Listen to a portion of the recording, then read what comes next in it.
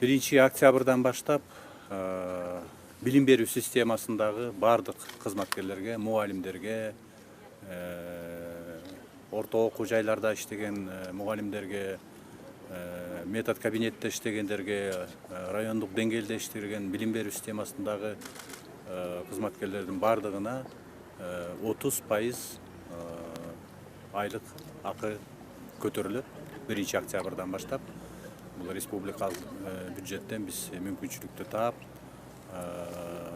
чечим кабыл алып атабыз. Бул билесиздер, бул урматтуу президентибиз Сооронбай Шарипович Жээнбековдун өзүнүн президенттик программасында ушул эң биринчи приоритет катары билим берүүнү жана саламаттык сактоо тармагын айткан. Ошол өзүнүн милдетин аткаруу боюнча көптөгөн кеңештер болду, көптөгөн иш-чаралар болду. Ошонун алкагында мынакей азыр 1 октябрдан баштап маяналарды көтөрүү чечимин кабыл алып атабыз.